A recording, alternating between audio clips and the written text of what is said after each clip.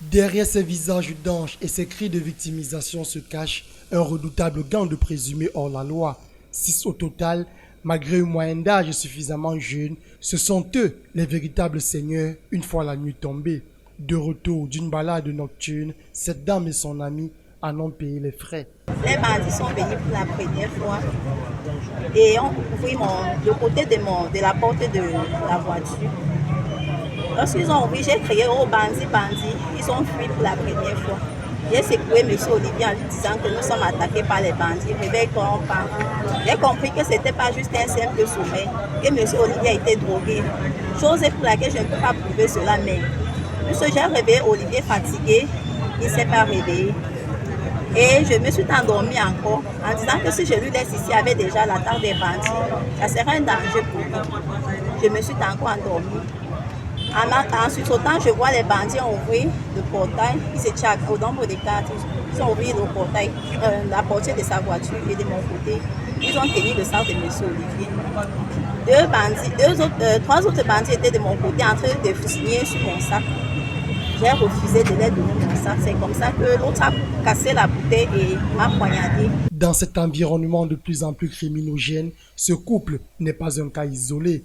Ces agressions à main armée sont presque devenues le train quotidien des habitants du quartier Makepe-Misoke dans le 5e arrondissement de Douala.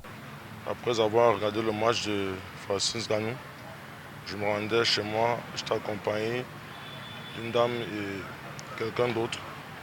Et non, plus loin, la personne est allée chez elle, on a continué.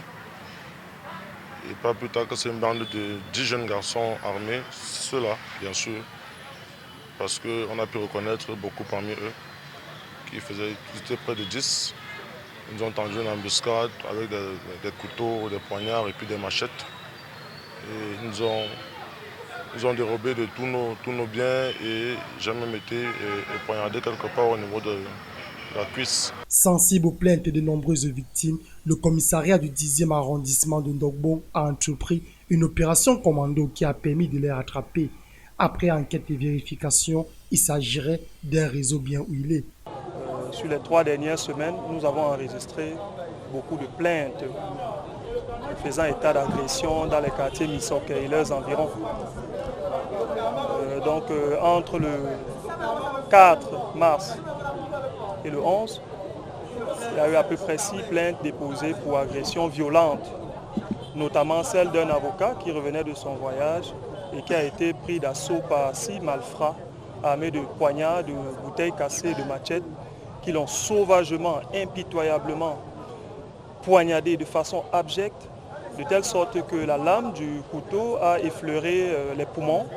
Et n'eût été l'intervention rapide de l'hôpital général de Douala, on parlerait de lui certainement au passé aujourd'hui.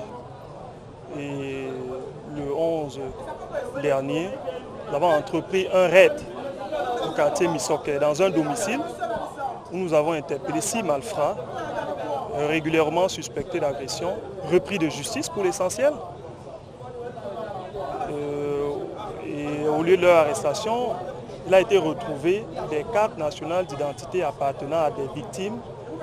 Et à la suite du communiqué radio que nous avons signé immédiatement après, les dites victimes se sont présentées ici et ont décrit le film de l'horreur qu'elles ont vécu. Une prouesse de nature à rassurer davantage les populations riveraines, venu saluer ces efforts du commissaire Rodolphe Ilomboulé et ses hommes. Pour certains chefs de bloc, c'est désormais la grande quiétude. Nous ressentons un soulagement depuis quelques jours simplement parce qu'il y a déjà un mois, on reçoit beaucoup de plaintes à la chefferie. Et le déclic, c'est une douzaine de personnes qui sont venues à la chefferie, ils disent qu'ils veulent prendre leur sécurité en main. Or, nous connaissons les problèmes avec l'autodéfense. C'est toujours les mêmes qui sont là le jour et la nuit. Et le commissaire avait déjà refusé qu'il ne veut pas avoir l'autodéfense. Donc on les a amenés carrément au commissariat. On a fait un travail avec le commissaire. C'est là où on découvre qu'il y a un travail qui avait été abattu. On a pu arrêter une série de personnes. Et donc les plaignants de notre bloc, de notre quartier, ont retrouvé les pièces d'identité et même d'autres objets. Il se passe même que celui qui vend du chanvre loge dans une cité, dans un immeuble dans la cité. Et il a des voisins qui ne réagissent pas, qui ne dénoncent pas. Donc mon appel ici, c'est que les populations prennent le courage de dénoncer. Un dénouement heureux, fruit des hautes instructions du délégué général à la Sûreté nationale Martin Bangangele et coordonné dans le littoral par le patron de la police, le général de division Issogo. Côté population, il ne reste plus qu'à collaborer davantage avec les forces de maintien de l'ordre.